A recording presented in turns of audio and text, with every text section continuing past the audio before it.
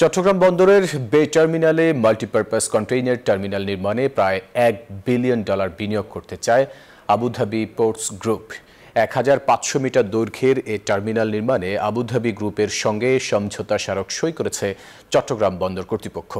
স্মারকপত্র অনুযায়ী আরব আমিরাতের Abu Dhabi ports group multipurpose terminal নির্মাণে বিনিয়োগ করবে। তারা অবকাঠামো উন্নয়নের পাশাপাশি যন্ত্রপাতিও সংগ্রহ করবে। আধুনিক সব সুবিধা নিয়ে চট্টগ্রামে নির্মাণ হচ্ছে বে টার্মিনাল। বর্তমান বন্দরের চেয়ে প্রায় 4 গুণ বড় এই বে টার্মিনালে বিনিয়োগ করছে সংযুক্ত আরব আমিরাতের আবুধাবি পোর্টস গ্রুপ, যা এডি পোর্টস গ্রুপ নামেই বেশি পরিচিত। প্রকল্পের অধীন মাল্টিপারপাস টার্মিনাল নির্মাণ কার্যক্রম শুরু হচ্ছে, যাতে প্রায় 12,000 কোটি টাকা বিনিয়োগ করছে এডি পোর্টস গ্রুপ। এ বিষয়ে এডি পোর্টস গ্রুপের সঙ্গে আনুষ্ঠানিক চুক্তি করে চট্টগ্রাম বন্দর কর্তৃপক্ষ।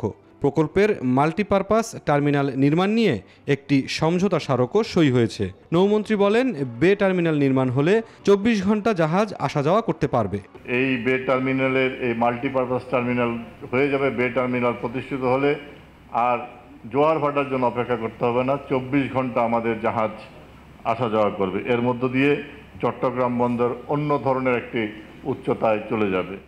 নৌমন্ত্রী আরও বলেন, আগামী বছর পায়রা বন্দর থেকে পণ্য খালাস শুরু হবে। আমরা মাতারবাড়িতে গভীর সমুদ্র বন্দর আমরা পেতে যাচ্ছি এবং সেই কার্যক্রম চলমান আছে। এবং এই গভীর সমুদ্র বন্দর মাতারবাড়ি যখন কার্যক্রম শুরু হয়ে যাবে, তখন আমাদের এই সিঙ্গাপুর এবং কলম্বোর উপরে সেই নির্ভরশীলতা থাকবে না। এই মাতারবাড়ি শুধু বাংলাদেশ নয়, এই আঞ্চলিক একটি হাবে পরিণত হবে। দেশের অন্যতম মেগা প্রকল্প চট্টগ্রাম বে টার্মিনাল বহুমুখী ব্যবহারের উপযোগী করেই টার্মিনালটি নির্মিত হচ্ছে। মুরসালিন হক জুনায়েদ, নিউজ 24।